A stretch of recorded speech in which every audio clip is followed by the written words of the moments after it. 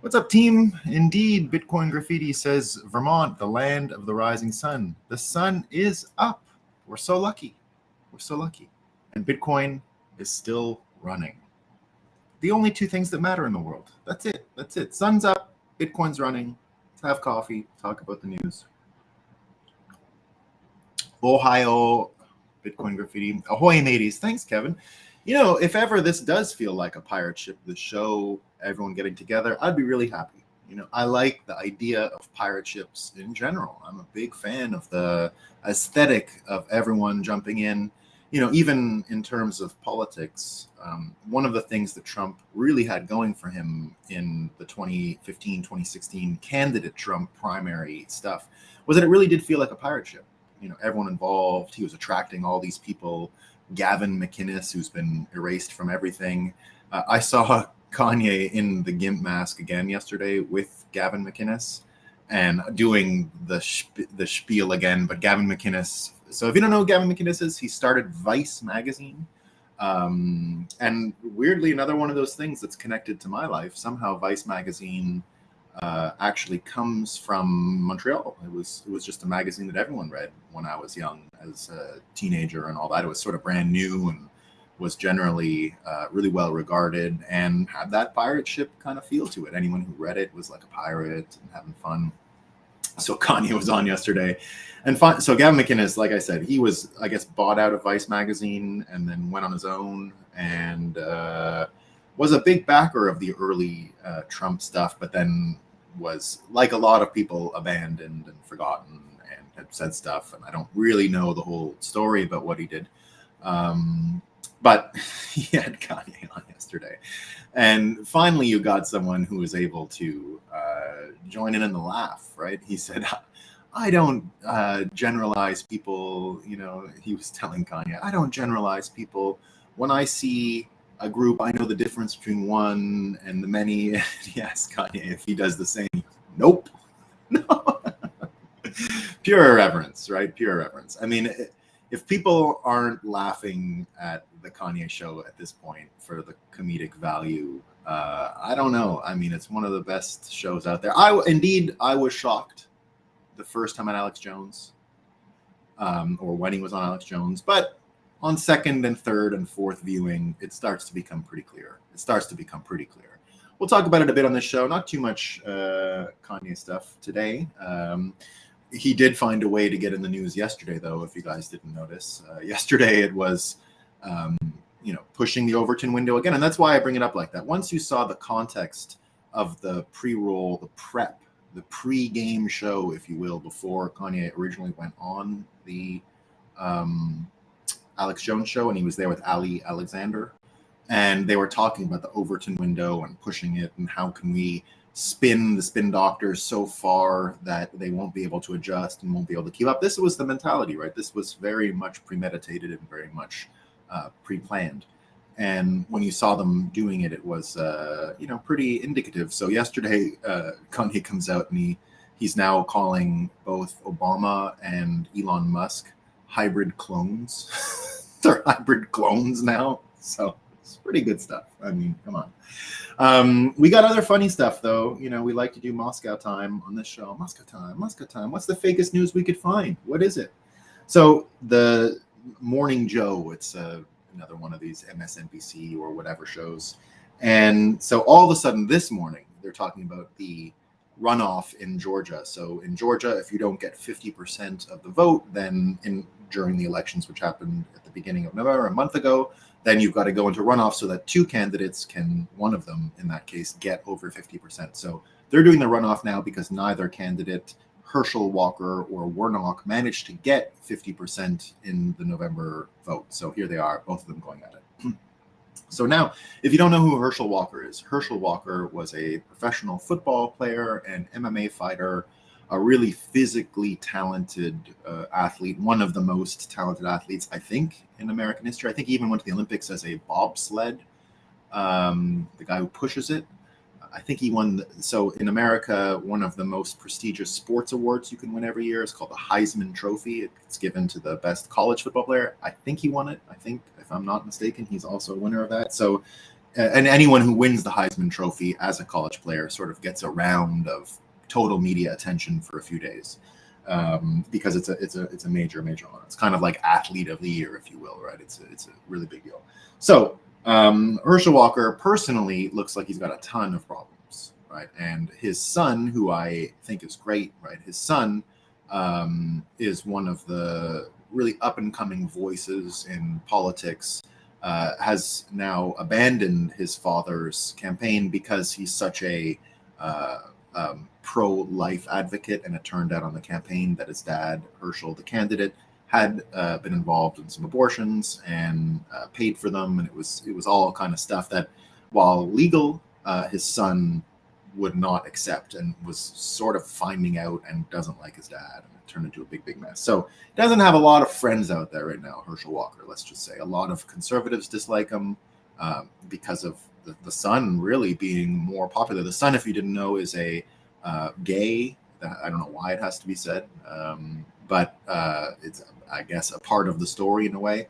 So he is a super conservative, pro-life, pro-family gay guy, right? Which on this show we totally are for, understand, don't think it's anything hypocritical or anything like that, right? So, and Glenn Greenwald has even predicted that Herschel Walker's son will be one of the most talented media pundits the world has ever seen. That's a Glenn Greenwald prediction, right? So he's got his own sort of career to watch out for. So you can imagine why him and his dad didn't get along on this, because the politics are different.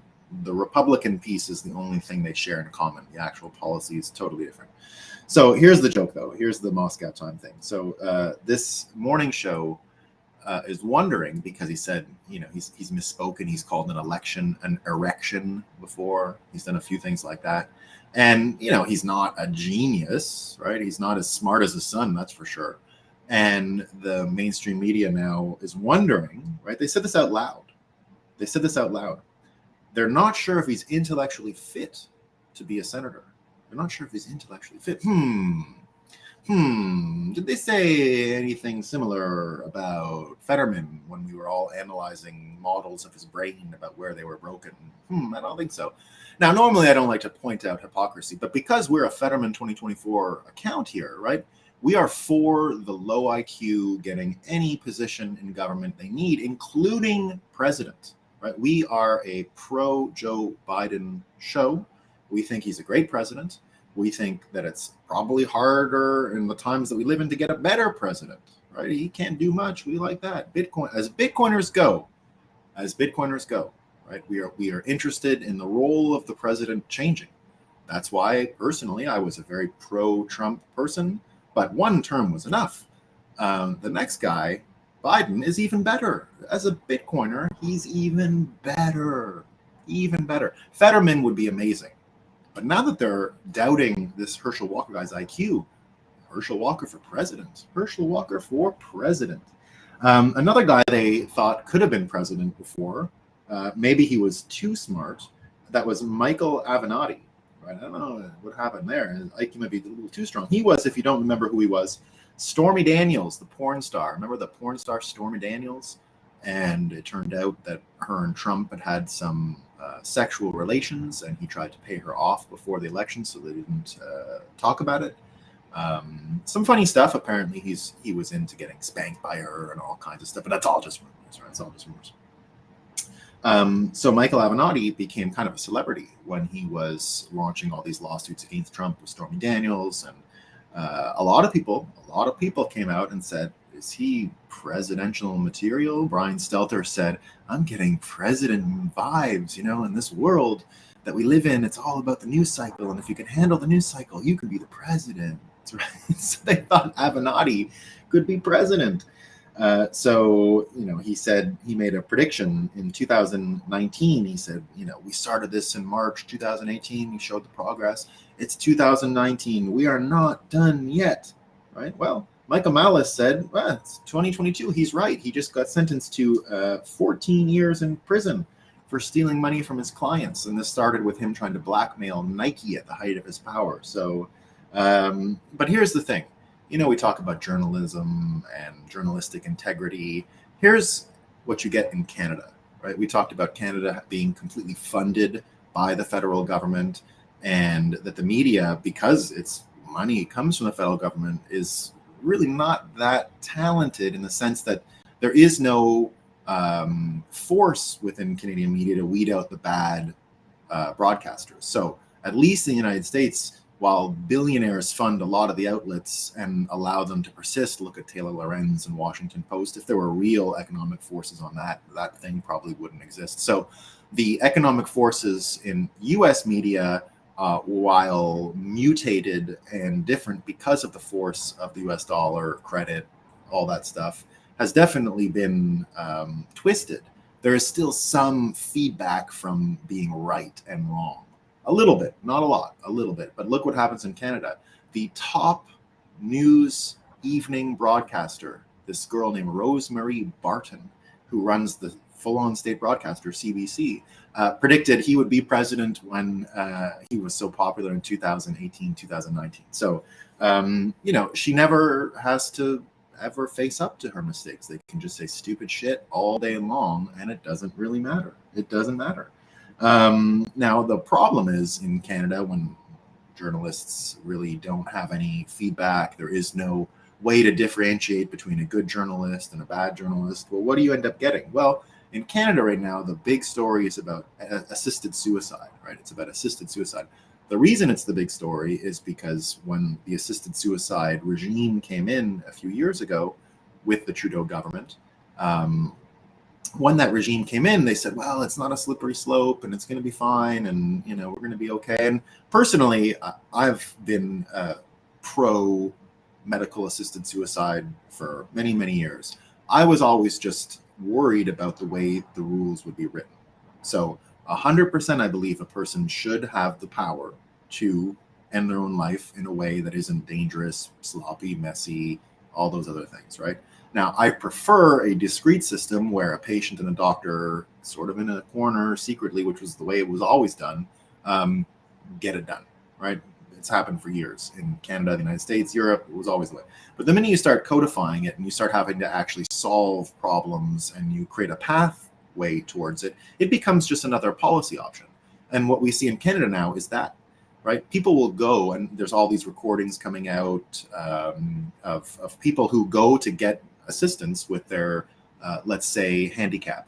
There was one case now, it started with just a guy who had some kind of operation, and then he went to get help, and they said, we don't have money. This is not the place you're coming to get help. What we offer in this place, right, for assistance is, we'll kill you. we'll kill you, right? And the guy's like, but I don't want to die. And he goes, well, there's nothing really out there. Think about us, right? Think about it. It's not a bad choice. Go somewhere else and get a second opinion. But that's the service we offer, right? That was the support. And I don't want to laugh about it. It's pretty sad. The guy ended up sharing the audio recording of what happened and became kind of a celebrity, if you will. People sending notes, don't do it, we love you, don't do this, don't fall for their tricks, they're so mean. So it's become a major issue in Canada. Now it's gotten to the point where even a Paralympian who was having a bit of help, needed a new device, went to their normal support system, and it was the same old thing. Hey, why don't you think about dying? Come on now, you're expensive, you're a little expensive, I'll build a ramp and a new chair, and one needle, it's over, just think about it. So there's even an advertiser in Canada now that's sort of highlighting the benefit, and let's say they took an audio recording of a woman who was about to do it, right? Saying what's beautiful in life, and even if you're like me and you're about to die, there's still beauty, right? There's beauty. So now at the end of it, they say, well, she's already dead, right? They show her day that she died. But now they're even moving it one step further in Canada. Now, if you're just in a bad mood or you're sad, it used to be you had to have like some kind of cancer or Lou Gehrig's situation or chronic pain, or there had to be a trigger that allowed you to get into this situation. But now they're just going to say, well, how sad are you? All right. Okay. Well, here's the, but here's what even, normal people are saying. And this is what happens when you have a media that simply can't even talk about this stuff, right? They're incapable. They're incapable. The way the media is set up in Canada, they're incapable of having this conversation. And this is from someone who I wouldn't think is politically motivated to say these things, right? So this is Amanda Butler. She says, I know this is a complex issue, and I am not an ethicist, but I am mortified that we would approve medical-assisted dying for mental illness in Canada before we would approve comprehensive, publicly funded access to mental health care. And that's what's going on in Canada, right? It's way more expensive to do any of this other stuff. Just die. Just get the fuck out of here and die, man. Stop being a drag on the system. They're trying to build a socialist utopia in Canada. Get out of the way, idiot, with your wheelchair. So that's what's going on in Canada, right? Nowhere near as bad as what's going on last night. I don't know if any of you guys have seen this, but it turns out that Ukraine has now attacked Russia. So, years ago, the idea that the U.S. would facilitate a long-range attack on Russian soil would have been seen as a declaration of war and the outset of World War III. At the beginning of the Russian-Ukraine ordeal on this show, I predicted that Russia would never attack, right? And I got that wrong. The reason I predicted they wouldn't ever attack was because it was my opinion that drones have completely altered the frontier of violence and how wars are acted out, right? And because of that, it was my estimation that Putin was not so stupid that he wouldn't understand that if he attacked Ukraine, he would end up getting attacked. So I said that right on the show. Right? I said the reason he won't, when everyone said he's either going to attack and destroy Ukraine, or he's not going to attack because no one wants war. There were the two factions. I said he won't attack because he might lose and he'll get attacked back. And I said that only because I had an understanding of drone warfare and where it was headed and what was possible now and where it was all headed, what the status of drone warfare was.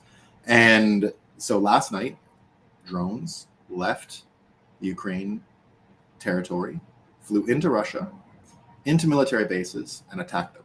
And it's my understanding that both Russian servicemen were killed in the attack and that the station itself houses nuclear weapons. So this was a super provocation. Michael Tracy says,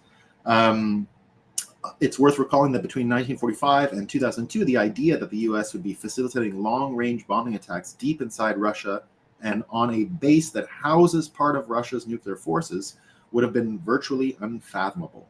Now we're told it's just normal. And this is from a Reuters article saying, Moscow says 3 killed in Ukrainian drone attacks on air bases deep inside Russia. So treating it as just a total fact, right? No big deal.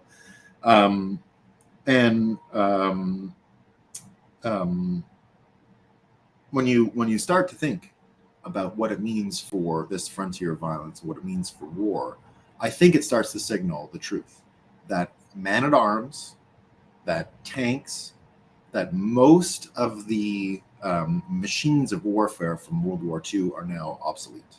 They don't work anymore and shouldn't even be considered as important pieces on the board, right? They're like those little checkers things that are trying to live just going in one direction when everyone else has been kinged because they hit the end of the board and are doubled up and can move front, back, and all around, right? So there's no way they can compete. If you see how the drones attack the tanks, there's no fight. The drone goes right at the fleshy top of the tank where it's weakest, where the hull is, where the cap is to get in, and just starts dropping bombs, right? Just starts dropping bombs. You get all of this stuff at once, right? And now you get all these warmongers saying, oh, Russia had it coming, right? Well, maybe. I'm no fan of Putin, right? Fuck Putin. I don't like these war machine countries. But the consequences now are, if he doesn't attack, it's going to confirm that these old war machines do not work. I think we're there. What does this do to embolden warlords around the world? You can now take on what some people said was the second strongest military in the world with little drones, and there's not much they can do about it, right? So the prediction here is, I don't know if Russia is going to have any way to fight back other than showing the good stuff, right? A hypersonic weapon. Some people are saying a small, dirty nuclear bomb. I think those things are possible. I think they're in the realm now of possibility. I think things have escalated. But what I imagine happening now is just more drones incurring into Russian territory. I don't know why it's going to stop at these ones. I don't see why it should. Either they react this morning and do something, or you're just going to see more and more drones come across, right? So this is not a good situation at all. This looks really dangerous, really, really bad. But what we're getting out of it is, I think now, confirmation in most minds about what we predicted on this show, that drones have totally changed the balance of power when it comes to the cost of military incursions. It totally changed it. You don't need the same war machine you once needed. And I think that's going to become more and more apparent. You see Turkey and what they're talking about going into Syria. And what does that all mean? Well, they'll do it with drones again, right? You even see this story. It's not even, we can talk robots or whatever. You see this story right now in San Francisco, right? Everyone losing their minds. Oh, San Francisco is going to have robot killers. It's RoboCop, right? All the headlines. Well, it's just a drone. It's a remote-controlled gun. It's not a robot. It's a remote-controlled gun. It's the same as the drone stuff. So we're going to have drones on our street. I think that's coming, right? But here's the difference. What about drones that destroy other drones? You're going to go there too. Like, I don't think people in America are just going to live with cop drones flying all around with remote-controlled with guns, with cops with remote-controlled guns flying around. I don't think they're going to be. There won't be any clapback, right? When people can rig their own drones in America. Have you ever seen this one video where someone had enough of people partying in the favelas in Brazil? This is one of the craziest videos you'll ever see on YouTube, right? So this motherfucker had enough of it, right? Of the hooting and the hollering and the soccer stuff and whatever. So what did he do? And this was 5 or 6 years ago. He got a drone and loaded it with fireworks, right? He just must have taped the fireworks to the top on an angle. And you see the drone go up and the fireworks just rain down on these people. This whole thing probably cost him $30. And it was one of the most deadly displays of shock and awe that I've ever seen. I mean, because when the fireworks hit the ground, they still explode, right? So even if they miss their target, you've got the sulfuric material flying all over the place, which burns. I don't know if you've ever been in a firework fight, but it burns when you get hit, right? We did it as teenagers in full ski suits, just around in these mountains as just wild people across farmers' fields and stuff, using them like magic wands, the Roman candles. And this was, games people played. When I was in New York City at the last little bit during the COVID stuff, that's what everyone was doing. They had robbed all of the bodegas and corner stores, robbed all the fireworks out of them in the month of June when it's fireworks season in America, and every single one of these little stores, corner stores, is rammed with fireworks because July 4th is coming. So I used to do the math. Like, what would that cost? The amount of fireworks I heard last night, and it was every night, would have been on my own street in Brooklyn, would have been about $500,000. It was a $500,000 fireworks show every single night. Every night, right? Because they'd stolen so much. And often it was just teenagers fighting with fireworks. You can see it on YouTube. This was a game that took off, right? Now put those on drones. Put them on drones and imagine the damage you can inflict. It's for $25, you've got something that 100 years ago would have seemed magic and could have probably helped you conquer the world. Like one drone, We often wonder, when we go back and look at or we hear stories about Montezuma in Mexico, how is it that 150 Spanish conquistadors destroyed an army of 15,000 folks in Mexico, right? How did that happen?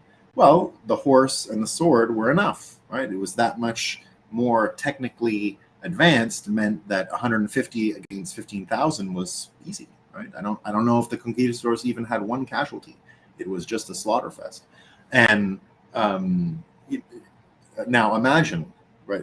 We think we live in the modern world our whole lives. We had the best military technology and fastest rockets and Mach 6 and F-35s, and who can mess with an F-35? Well, F-35s have to park, right? They got to park. And a drone and a firework for $30, when that F-35 is parked, is going to make a lot of damage, a lot of problems. So I think you're going to see this going forward. And I think right now that one of the big pillars of the petrodollar, the war machine, is not doing great, not doing great.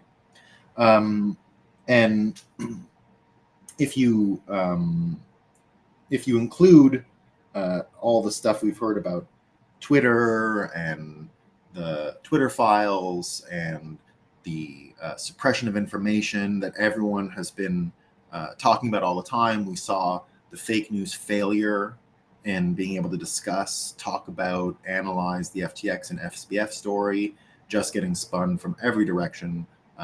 Now spending most of their time wondering what a shame it is that SBF can't realize his philanthropic dreams because he's got this pesky, multi-billion-dollar default on his hands. So it's not going to be easy for him to be as good of a guy as he said he would be. But while all this is going on, right, while Twitter files were exposing the government collusion with big tech to censor folks, and the entire story was given from Elon Musk to independent journalists that are already refugees of the news media industrial complex, Barry Weiss and Matt Taibbi. And here's what you have now in a lame duck session. So all this is going on in the real world in DC during a lame duck session of Congress. So the lame duck session of Congress is they had the election in November. In January, they'll actually change offices. So the people who lost in November are still in their jobs today. They will not be out of their seat to vote until January. So the session continues until January. And lots of times people push legislation through right now because it's thought that a lot of the congressmen are a little more into taking risks and are harder to whip partisanly and will break ranks and do things. And because they got nothing left to lose because they're not up for re-election. The story's over. So what bill possibly could everyone be interested in passing? Well, it turns out the journalism, there's two bills that they're trying to pass, right? One's on national defense authorization. So I obviously, give more money to Ukraine and blah, blah, blah. They got to buy their drones. So the other one, two bills in a lame duck session, two bills. The second is the following. It's called the Journalism Competition and Preservation Act, the JCPA. What is the JCPA? It's essentially a transfer of wealth. So this is the description from Breitbart.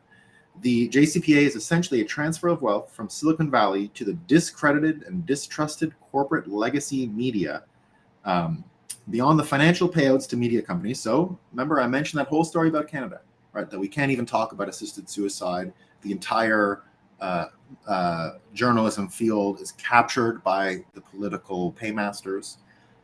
So it looks like they're trying to do that. Subsidies, because it's so hard to file stories and edit. It's hard. So hard.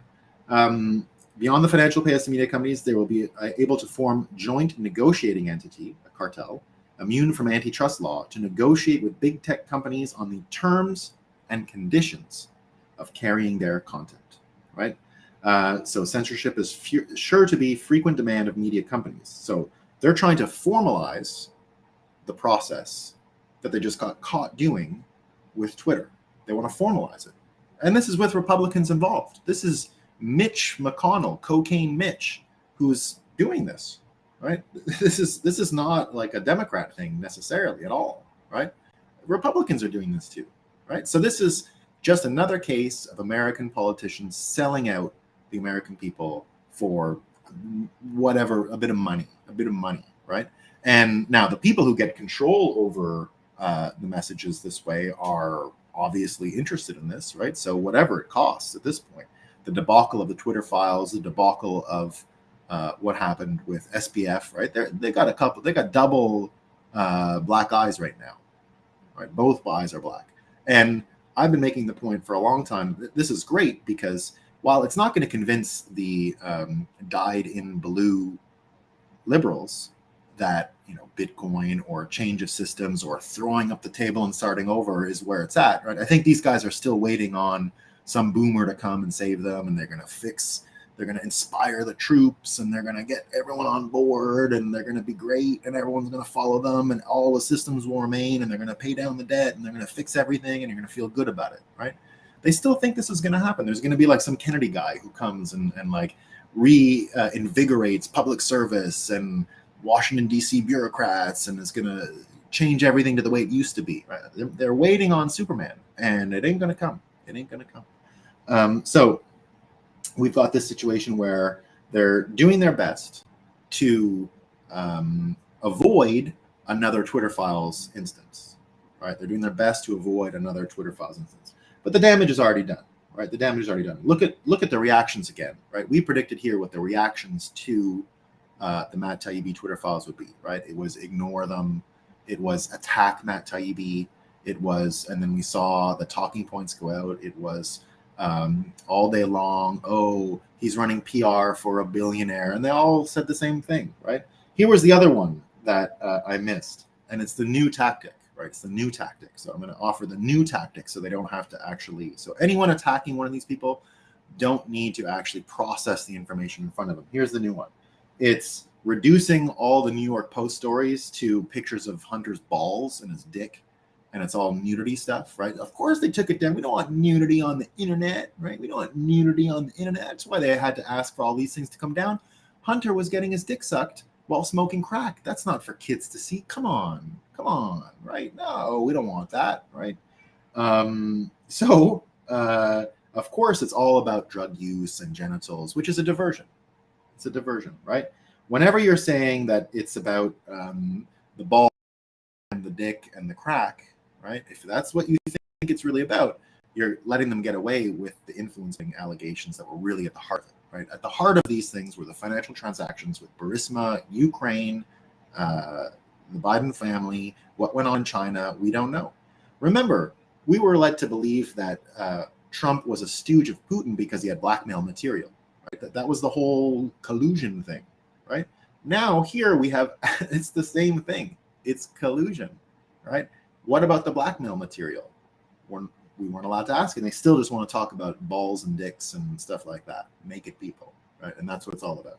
So they're going to continue to fail, right? They're going to continue to fail.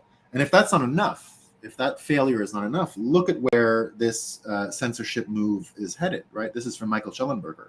So it turns out with this JCPA, right, this Journalism Competition and Preservation Act, right? It's literally called the Journalism Competition and Preservation. So we want them to compete, but we got to preserve them, right? Because I guess the edifice of having an editor and a writer is so important to protect that it's got to keep going, right? So, oh, don't worry, LV Slacker, I'm almost there. Don't worry, I got the best thing. So the comments are from LV Slacker. What's this about 80 trillion in U.S. debt? We're gonna get to that in a second. We're leading up to it. We're leading up. Don't blow the story, LV Slacker. We're getting there. We're getting there. So this is from Schellenberger this morning, right? So why the Biden admin wants censorship of renewable energy critics. So National Climate Advisor Gina McCarthy calls on big tech to censor renewable energy critics in the name of public health, right? So she goes on to explain why they would want to do this. And the JCPA obviously can be a tool to do this, right? So if they see misinformation in renewable energy stuff, what they deem misinformation, they're going to go do it, right? They're going to go look at it. So in the meantime, in Oxford, right? So they're going to try and censor misinformation using the Journalistic Protection and Integrity Act, right? They're going to censor renewable energy misinformation. That's a part of it. Now in Oxford, it turns out they're going to try the climate lockdowns, right? They're going to start limiting people in Oxford, England, right? This is the story from what's up with that? Oxfordshire Council to trial climate lockdown starting in 2024, right? So remember when people said this was a conspiracy theory, that the lockdown, the COVID lockdowns were preparing people for the climate lockdowns? Well, Oxford, where all the smart people are, right? All these super smart people, Oxfordshire, right? Oxfordshire, beautiful town, right? Amazing place. Everyone wicked smart, right? All got their education. Well, The super smart people are going to get to take 100 car trips from their house in 2024, and they're going to see how it goes. 100 car trips from their house. That's what the limit is. They're going to cap car trips from their house at 100, right? Some people will only be allowed out of their region twice a week. So you can leave your car from your driveway 100 times, and you're going to be able to leave your region 2 times a week. It's amazing. It's amazing. So I guess don't move to Oxfordshire if you're one of these paraplegics that Canada, and don't move to Canada. They're going to tell you to die. Also, don't move to Oxford. You're not allowed to move out of your house, right? So Canada, dead. Oxford, can't go in your wheelchair. Finished.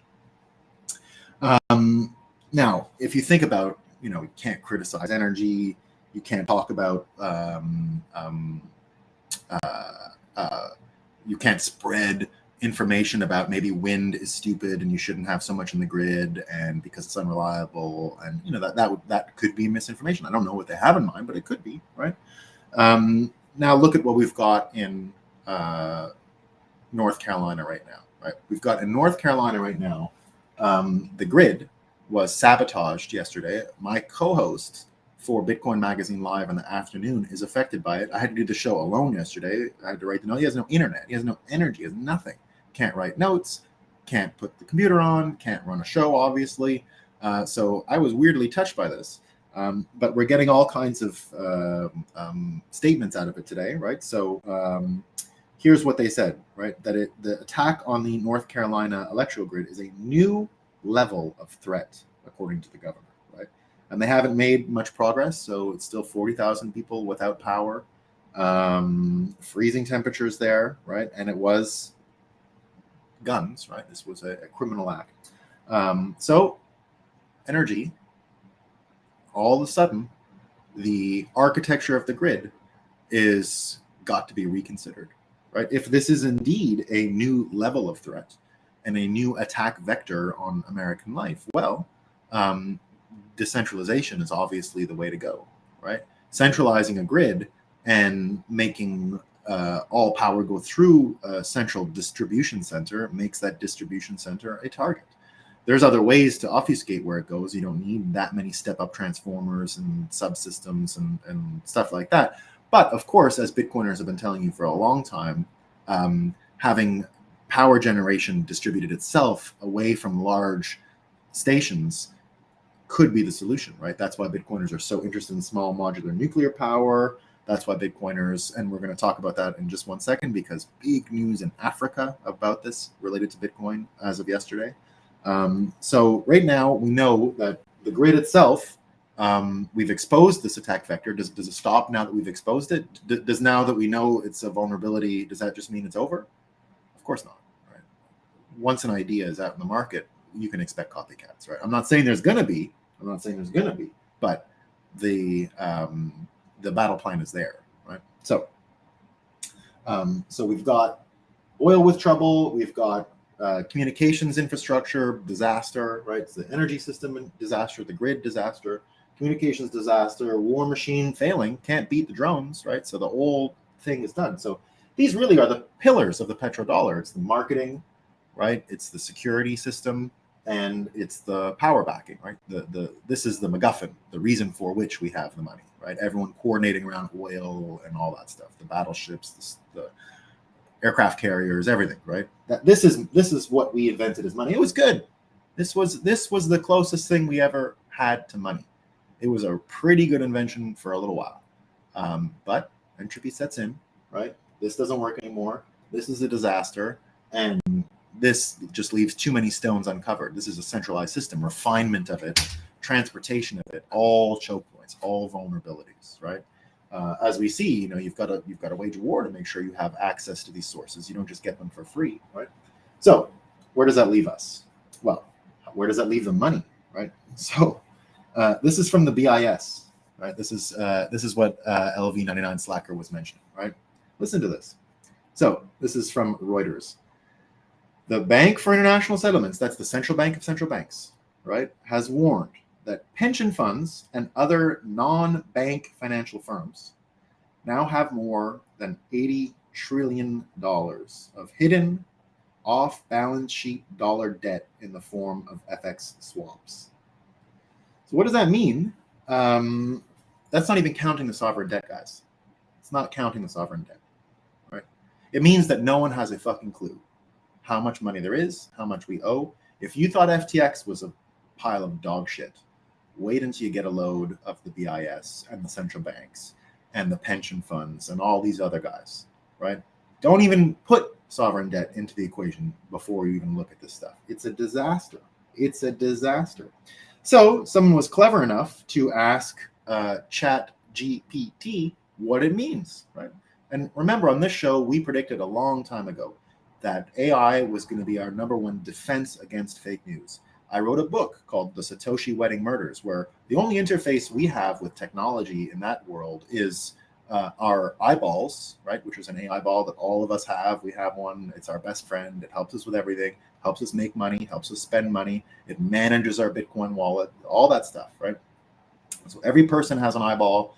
All media is just people walking around and their eyeball records everything they see. And if they're happen to come across something funny, right? Well, they'll make a lot of money off of it because people want to see the image their eyeball captured and is now sharing amongst the world, right? So basically the whole communications economy in my story is built off of eyeballs, people interacting, and the only other technology they need is Bitcoin, right?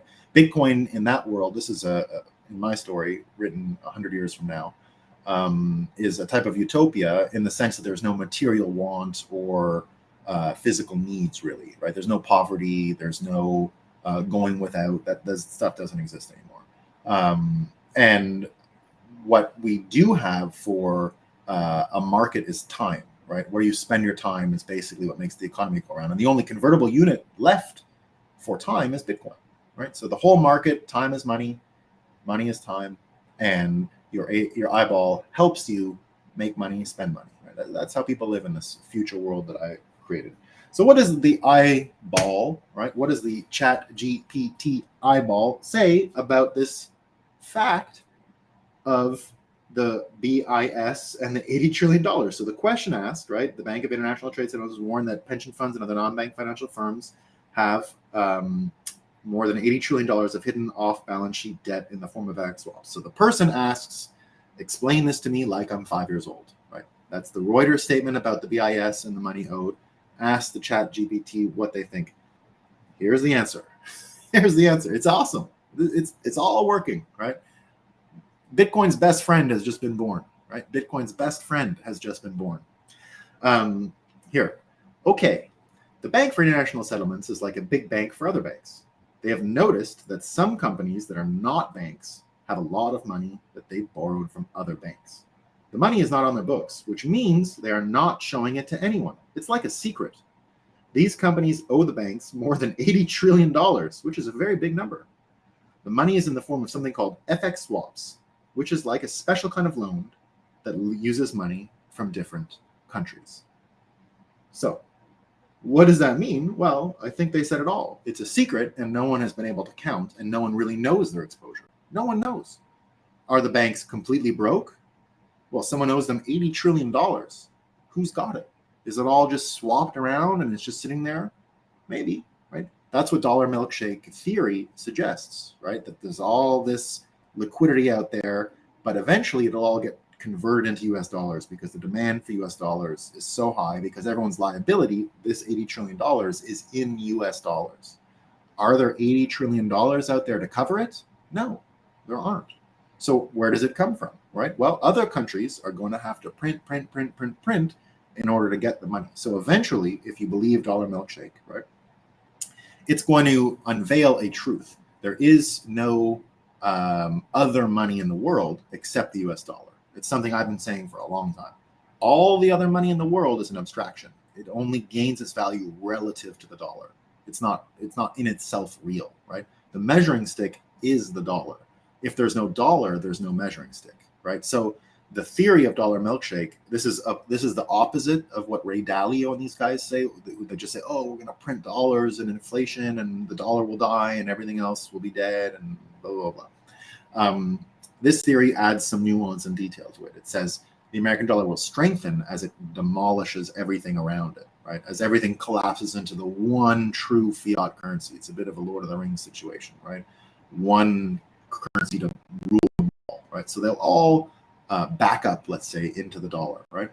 Now, the reason that helps Bitcoiners is because the psychological reality of that is so unpalatable, so difficult for people to understand, and in the end, so unfair, right? Because it will destroy most countries, will help some parts of America, but in the end, not too much either, right? Because there's a lot of chaos in the wake of it all. So, what ends up happening is, you're going to have even more anger directed to the dollar, right? Even more difficulty in the dollar being used as a measuring stick for things thereafter, right? And if it can't be used as a measuring stick for things thereafter, if we can't measure anything in dollars, they're good for nothing. They're good for nothing. We always say that Bitcoin's ultimate destiny, short term in this case, right? Ultimate destiny is to be the convertible unit for time and to fulfill what we did. You know, we created money, we invented it, right? Satoshi Nakamoto and everyone who used it literally invented money. It did not exist before us. It was this thing. That's pretty good for a little while, but it's not the same as what we did, right? What we did is money that allows people to spread information P2P, right? That can be talking, that can be even the way we do news here, right? This is not the Journalistic Competition and Protection Act. We don't need that shit here, right? We make predictions and we get it right, and we all come back together because we're on top of the target, right? We're on top of every single story. We haven't missed a story in months. On top of it with a take that bears out most of our predictions. We rarely get this stuff wrong. Rarely, right? Rarely. We were the first person to say the SBF thing is going to continue and destroy crypto and be good for Bitcoin. It's starting to look more and more like that, right? So in the sense that media is going to turn all P2P, just like the Bitcoin network suggests, I think we're there, right? But here's the great news of the day. Right? We haven't even got to the great news. The great news of the day is they had a big Bitcoin conference in Africa yesterday. And what happened there? Well, there were some lightning announcements and payments technology, and we know the payments technology there is already very digital, right? They don't have the same kind of brick and mortar bank system to forget before they move to digital. So M-Pesa has been big there for 10 years, which is the text message money. And now, of course, Bitcoin. News out of Nigeria is they tried to ban it, but they can't. Even though it's totally illegal, it has shrugged off all efforts to ban it in that country and is more useful than ever, right? More useful in Nigeria than it's ever been. Bitcoin might be more useful in Nigeria than anywhere in the world at this point, right? Maybe. So right now, those folks, Ukraine would be another one, I guess, Russia. But in Nigeria, despite all attempts to ban it, Bitcoin ignored it, doesn't care, right? But that's not the big announcement. This is the big announcement. And that's that Jack Dorsey's block has invested $2 million, not a huge sum, but we're going to see some fruits born out of this, I believe. So he's invested $2 million in a Kenya-based Bitcoin mining company called Gridless. Why is this important? Well, because the whole point of this is not to get a couple rigs to mine off some energy they're making over there. That's not what's happening, right? What I say on this show all the time is the key to Bitcoin taking over is not that every wallet, everybody has Bitcoin, not yet, right? The key is to make it the metric of economic output, like the dollar is about to fail to be because of the conflicting forces acting on it, right? In the case of Bitcoin, what we can do is use it to measure energy systems, right? And by using it to measure energy systems, I don't mean by the joules and the watts and all that stuff that come out of it. What I mean is the financing of new energy projects, right? So that's what this is all about. This is all about incentivizing small-scale hydro dams, small-scale energy production that's decentralized, that is not like what we have in North Carolina, one target, right? These are not huge oil refineries. These are not huge hydroelectric dams. Nothing like that. These are small-scale projects that otherwise would have very difficult time finding funding, right? Because it's only a few people with energy. But the thing about Bitcoin is You don't need people to justify the building of an electric station, of an electric powered generation station. Every other one we've used until now, the reason to build an electric power station is there's people there, right? And that's the major consideration. That's why it's only public utilities in general that are involving themselves in this stuff, because that's the way the whole thing was formatted. And now we're getting away from that system, which is why we've predicted here for a long time that Bitcoin will be the lead finance vehicle for all modular nuclear reactors in the world. I think we're going to be the biggest financier, Bitcoin mines, a lot like what Jack Dorsey's block is doing here in Africa. You're going to see it proliferate around the world. And once that happens, Bitcoin will achieve a short-term goal or a short-term realization of its destiny, which is the following. In the same way, and I mention this a lot, in the same way that water was used to calibrate the entire metric system. And if you're from America and you don't know what that means, what it means is the properties of water, right, freezes and it boils, right? It freezes and it boils. Well, we just took the freezing point and we took the boiling point and we said, well, we'll make the freezing 0, we'll make the boiling 100, and we'll divide everything evenly between, and that's temperature. And you can go below 0, you can go above 0, but it doesn't matter. The calibration was set to the properties of water. From there, we take the volume, right? 1 liter is really just X amount of water at ideal conditions in this format. And from there, you're actually able to find the length. You know, that's where the meter comes from, the centimeter, all that stuff, distance, right? It all comes from the properties of water. Water is the key, the Rosetta Stone to the metric system. If aliens came and visited us and we needed to communicate mathematical truths to them, right? And we, for example, wanted to tell them what we understood about whatever, we would use water to help them calibrate our language. We would do that. We would send them water from Earth. If they don't know anything about water, we'd send them water from Earth and the metric system. And from there, they would be able to understand everything about our language, our numbers, and everything, because it's a universal language, math, right? It's universal. So because our math can be calibrated to water, we would be able to translate what it is we do, right? That's what Bitcoin will allow us to do. The reason why all this stuff sucks and doesn't work is because it's all at cross purposes. These things are all trying to get money, but they're not coordinating each other. They're not making a better world. They're creating an imbalance and a table that can't stand. This three-legged table can't fucking stand. It's broken here, it's broken there, and it's broken there. They don't know where 80 trillion fucking dollars are, guys. 80 trillion. It's like what's the economy of America right now? 100 and something trillion? It's like all of America, and they don't know where it is. The largest economy in the world. If the missing money was an economy, it would be the second largest economy on Earth, and they don't know where it is.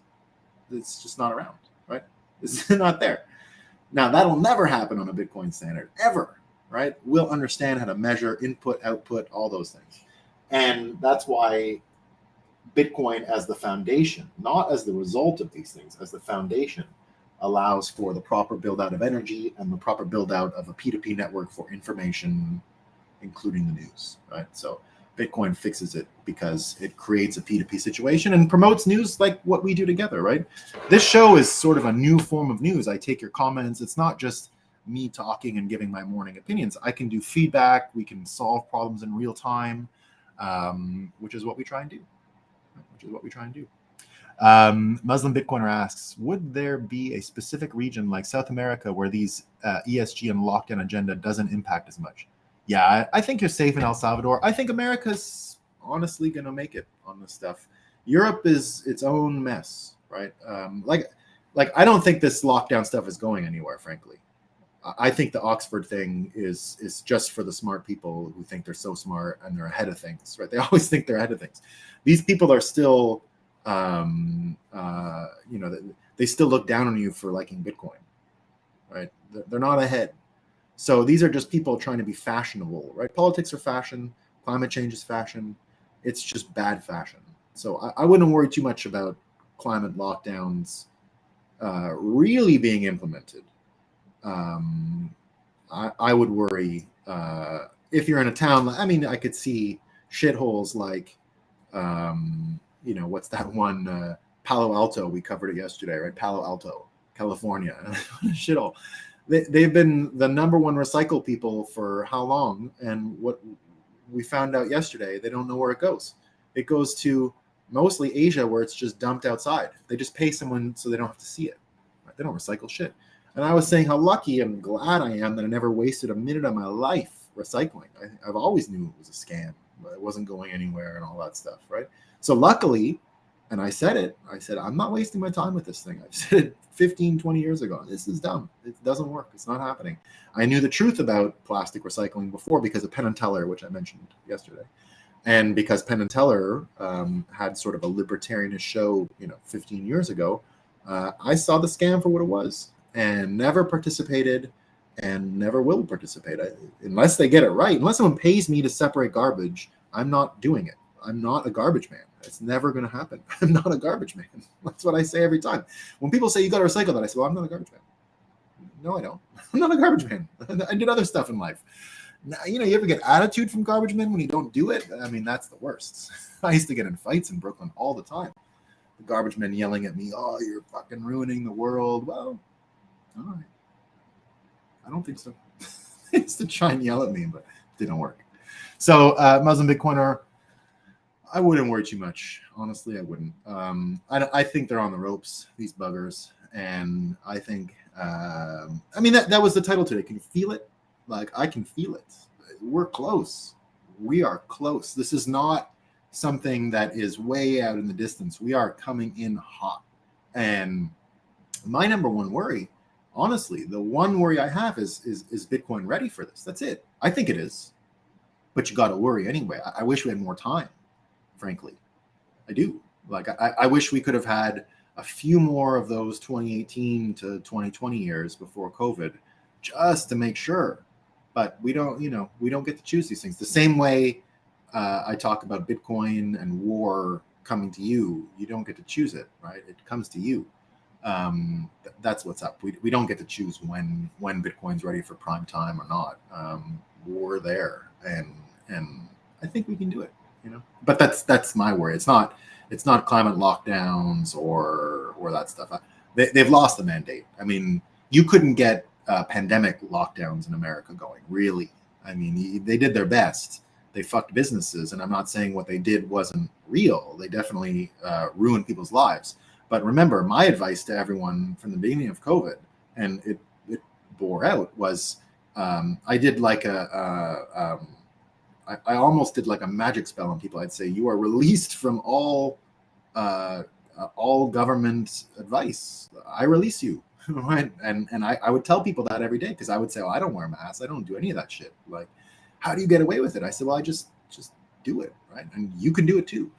just you owe them nothing. So people say, how do you travel? Well, do you know how easy it was to get a scam card? What do you owe anyone? Right. Well, that's morals or something. Right. It was not that hard. Now, I don't want to live in a world where you got to go around and sneak and lie. I don't like that either. But better than following any of their fucking advice, right? 100%, because it was bad advice, and it was obvious that it was bad advice. They didn't know what they were doing. So I made the decision at the earliest onset of COVID that I would never get angry at the stupidity. They were, people were, I guess, trying their best, but they didn't know what to do, right? They didn't know what was going on. So I made the promise to myself I would not get angry and say, oh, look how dumb they are again, right? I just expected nothing from them. And I said, I don't owe them anything either. I'm going to manage my own stuff. I'm going to manage my own risks. And not always easy. I mean, I had to put on some of those masks from time to time, but I was pretty good at, I would go into a store and just say, no, I don't do that. And they would believe you. I don't do that, All right. Trying to orange pill our local mayor to use our small hydroelectric dam to mine Bitcoin. Hey, you're lucky if you got one of those, David. That's one of our problems in Quebec anyway, is that Hydro-Quebec is the largest public utility in the world, and they only have massive stations, and they actually banned us making small stations years ago. So it's one reason why I'm not in Quebec. I am on the Vermont side, because indeed, we don't have a lot of small stations here, but I'm on a big river, and I could get something going on this river real quick. I don't quite have the 10 feet drop that you need to get a strong station going, but minor stuff. And I've even seen, here's what I imagine in my story, in my science fiction book, you get a lot of really small scale stuff.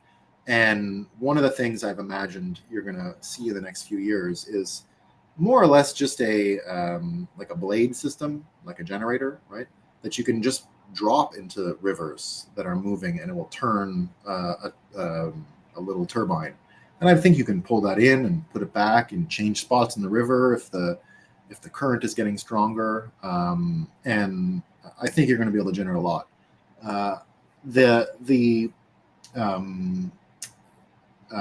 Where I am on this hill, I'm going to be able to do solar just because I do get enough sun and I don't really have many obstructions and I have enough land. So I'm going to be generating about 3,000 to 4,000 kilowatts next year, which will be enough to run a mine. I'm going to have a couple rigs plugged in by next year.